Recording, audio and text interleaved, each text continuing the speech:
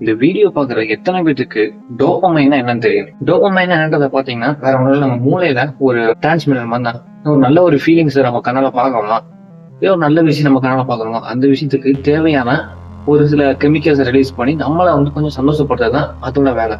அதோட வேலையை அது கரெக்டா பண்ணிக்கிட்டே தான் இருக்கும். பட் ஆனா நம்மளோட மூளை, நம்மளோட கண்ணை, நம்மளோட செயல்பாடு எல்லாமே பாத்தீங்கன்னா ஒரு சில டிஸ்ட்ராக்ஷன்ஸ்ல சில பல வீடியோக்கெல்லாம் நம்ம பார்க்க ஆரம்பிச்சோம். அந்த வீடியோஸ்லாம் நம்ம என்ன பண்ணுது அப்படின்றத பாத்தீங்கன்னா நம்மளை வாழ விடாமலே பண்ணிக்கிட்டு இருக்கு.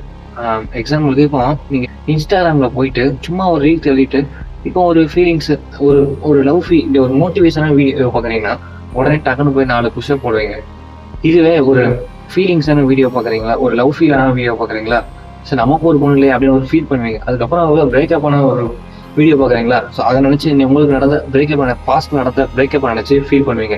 ஸோ இதைத்தான் பண்ணிட்டே இருப்பீங்க. இது பாத்தீங்கன்னா டோபமைன் அதுக்கு ஏற்ற மாதிரியான ஒரு சில கெமிக்கல்ஸை ரிலீஸ் பண்ணிக்கிட்டே இருக்கு. இந்த மாதிரி நடந்துகிட்டே இருக்கிறதுனால என்ன ஆகுது அப்படின்றத பாத்தீங்கன்னா உங்க மூளை பாத்தீங்கன்னா திடீர்னு மோட்டிவேட் ஆகுது, திடீர்னு டிமோட்டிவேட் ஆகுது. திடீர்னு பாத்தீங்கன்னா இந்த ரொம்ப குழப்படியாகி ரொம்பவே என்னடா போதா அப்படின்னு நீங்க போனை தூக்கி வைக்கிற அளவுக்கு இந்த மாதிரி ஆயிடுது.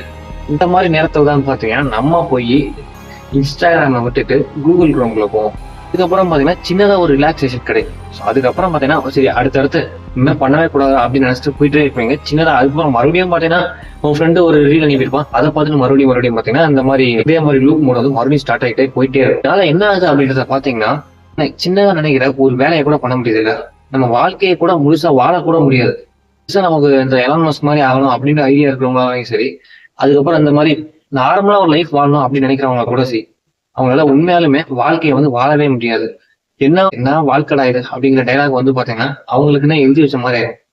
காரணம் என்னன்றத பாத்தீங்கன்னா இந்த டோபமைன் தான்.